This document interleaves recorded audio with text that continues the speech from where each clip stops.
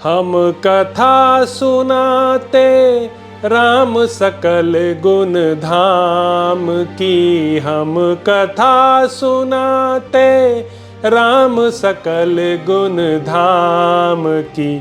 ये रामायण है पुण्य कथा श्री राम की। ये रामायण है पुण्य कथा श्री राम की। जम्बूदीपे भरत खंडे आर्यावर्ते भारतवर्षे एक नगरी है विख्यात अयोध्या नाम की।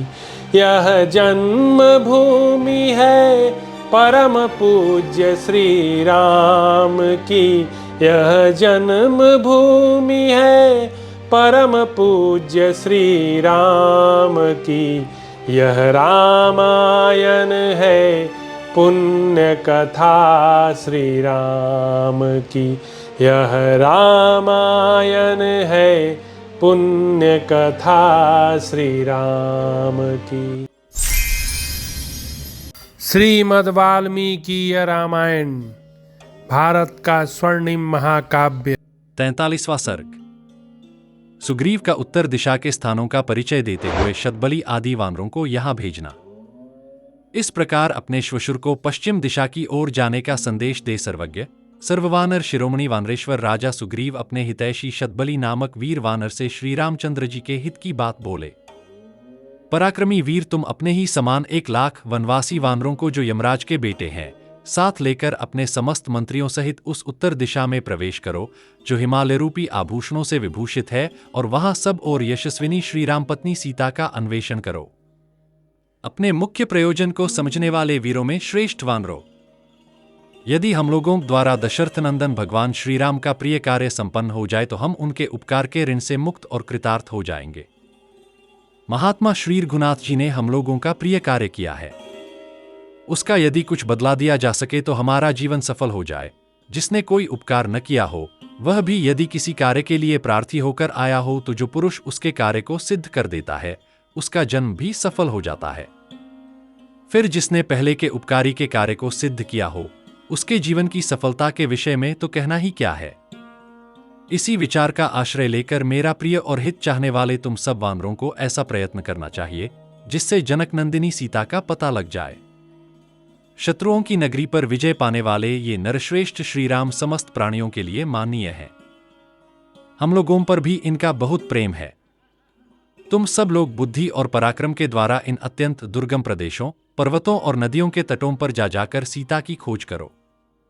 उत्तर में म्लेच्छ, पुलिंद, शूरसेन, प्रस्थल, भरत, इंद्रप्रस्थ और हस्तिनापुर के आसपास के प्रांत, कुरु, दक्षिण कुरुक्षेत्र के आसपास की भूमि, मद्र, काम्बोज, यवन, शकों के देशों एवं नगरों में भली भांति अनुसंधान करके दरद देश में और हिमालय पर्वत पर ढूंढो। वहां लोद्र और पद्मक की झाड़ियों में तथा देवदारू के जंगलों में वैदेही स्थित रावण की खोज करनी चाहिए। फिर देवताओं और गंधर्वों से सेवित सोमाश्रम में होते हुए ऊंचे शिखर वाले काल नामक पर्वत पर जाओ। उस पर्वत की शाखाभूत अन्य छोटे बड़े पर्वतों और उन सबकी गुफाओं में सती साध्वी श्रीराम पत्नी महाभागा सीता का अन्वेषण करो, जिसके भीतर सुवर्ण की खान है। उस गिरिराज काल को लांघकर तुम्हें सुदर्शन नामक महान पर्वत पर जाना चाहिए।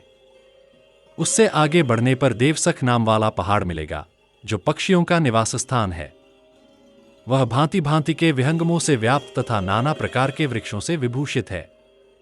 उसके बनसमूहों, निर्जरों और गुफाओं में तुम्हें विदेह कुमारी सीता सहित रावण की खोज करनी चाहिए। वहां से आगे बढ़ने पर एक सुनसान मैदान मिलेगा जो सब ओर से 100 योजन विस्तृत है।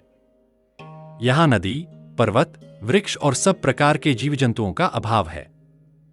रोंगटे खड़े कर देने वाले उस दुर्गम प्रांत को शीघ्रतापूर्वक लांघ जाने पर तुम्हें श्वेतवर्ण का कैलाश पर्वत मिलेगा। वहां पहुंचने पर तुम सब लोग हर्ष से खिल उठोगे।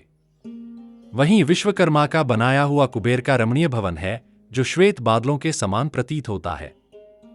उस भवन को जाम्बूनद नामक सुवर्ण से विभूषित किया गया है। उसके पास ही एक बहुत बड़ा सरोवर है जिसमें कमल और उत्पल प्रचुर मात्रा में पाए जाते हैं। उसमें हंस और कारंडव आदि जल पक्षी भरे रहते हैं तथा अप्सराएं उसमें जल क्रीड़ा करती हैं। उस कैलाश के चंद्रमा की भांति उज्ज्वल शाखा पर्वतों पर तथा उनकी गुफाओं में सब ओर घूम फिर कर तुम्हें सीता सहित रावण का अनुसंधान करना चाहिए। इसके बाद क्रौंचगिरि पर जाकर वहां की अत्यंत दुर्गम विवररूप गुफाएं, जो स्कंद की शक्ति से पर्वत के विदीर्ण होने के कारण बन गई है, तुम्हें सावधानी के साथ प्रवेश करना चाहिए, क्योंकि उसके भीतर प्रवेश करना अत्यंत कठिन माना गया है। उस गुफाएं सूर्य के समान तेजस्वी महात्मा निवास करते हैं। उन देवस्वरूप महर्षियों की देवता लोग भी अभ्यर्थना करते हैं। क्रौंच पर्वत की और भी बहुत सी गुफाएं, अनेकानेक चोटियां, शिखर, कंदराय तथा नितंब ढालू प्रदेश हैं। उन सब में सब ओर घूम फिर कर तुम्हें सीता और रावण का पता लगाना चाहिए। वहां से आगे वृक्षों से रहित मानस नामक शिखर है, जहां शून्य होने के कारण कभी पक्षी तक नहीं जाते हैं। कामदेव की तपस्या का स्थान होने के कारण यह क्रौंच शिखर कामशेल के नाम से विख्यात है। यहां भूतों, देवताओं तथा राक्षसों का भी कभी जाना नहीं होता है। शिखरों, घाटियों और शाखा पर्वतों सहित समूचे क्रौंच पर्वत की तुम लोग छानबीन करना। क्रागिरी को लांघ कर आगे बढ़ने पर मैनाक पर्वत मिलेगा। वहां मैदानव का घर है, जिसे उसने स्वयं ही अपने लिए बनाया है। तुम लोगों को शिखरों, चौरस मैदानों और कंदराओं सहित मैनाक पर्वत पर भली भांति सीता जी की खोज करनी चाहिए। वहां यत्र तत्र घोड़े से मुंह वाली किन्नरियों के निवास स्थान है। उस प्रदेश को लांघ जाने पर सिद्ध सेवित आश्रम मिलेगा। उसमें सिद्ध, वैखानक तथा वाल्खिल्य नामक तपस्वी निवास करते हैं।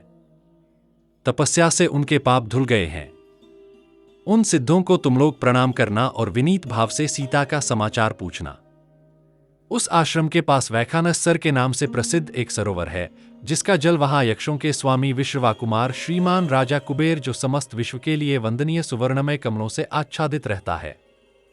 उसमें प्रात कालिक सूर्य के समान सुनहरे एवं और धन देने वाले हैं, गुह्यकों के साथ विहार करते हैं। अरुण वर्ण वाले सुंदर हंस विचरते रहते हैं। कुबेर की सवारी में काम आने वाला सार्वभौम नामक गजराज अपनी हथिनियों के साथ उस देश में सदा घूमता रहता है।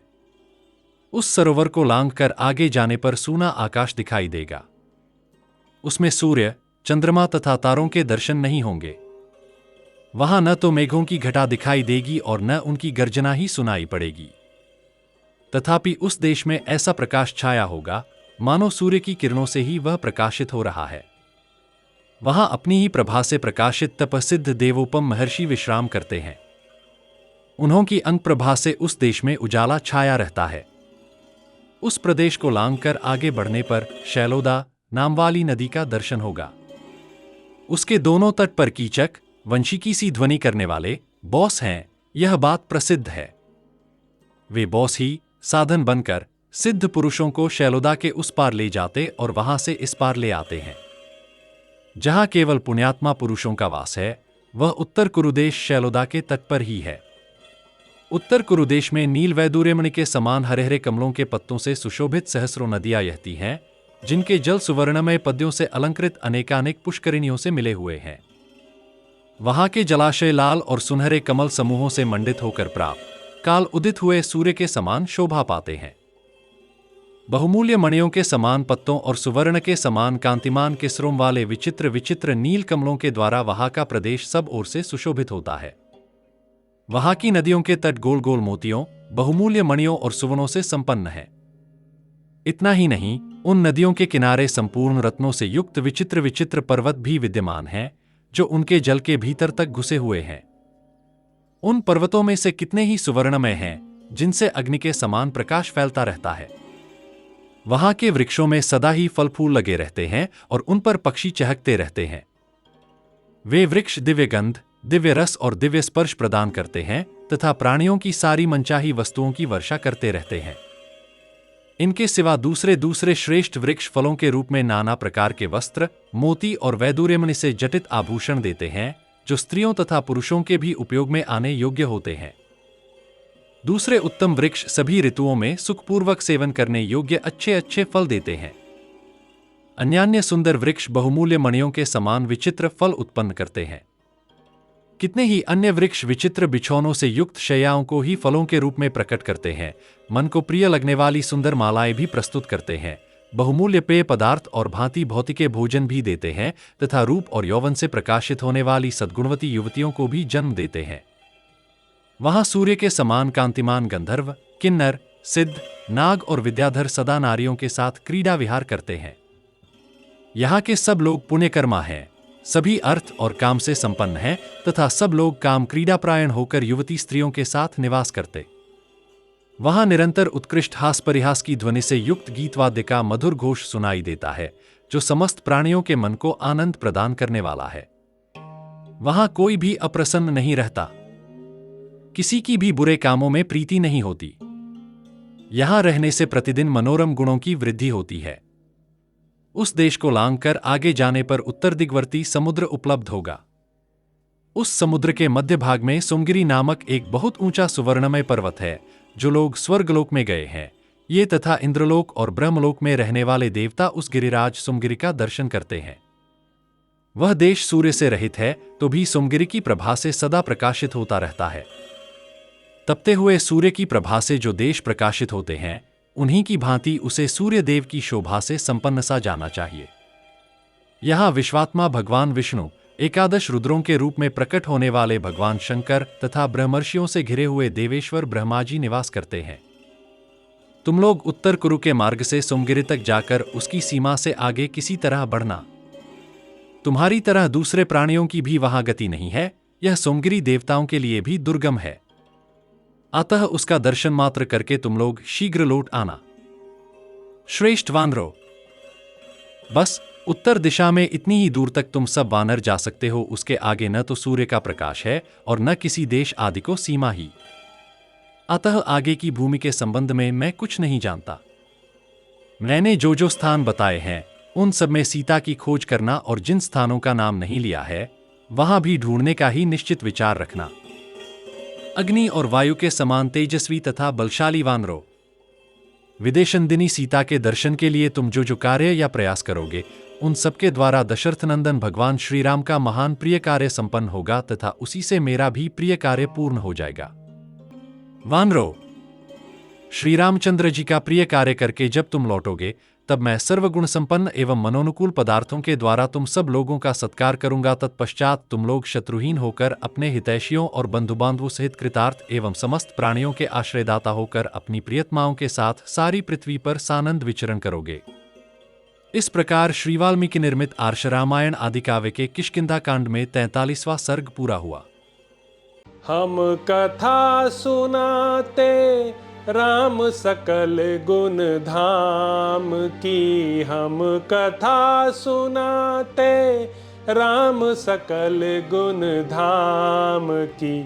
ये रामायण है पुण्य कथा श्री राम की, ये रामायण है पुण्य कथा श्री राम की। जम्बूदीपे भरत खंडे आर्यावर्ते भारत वर्षे एक नगरी है विख्यात अयोध्या नाम की।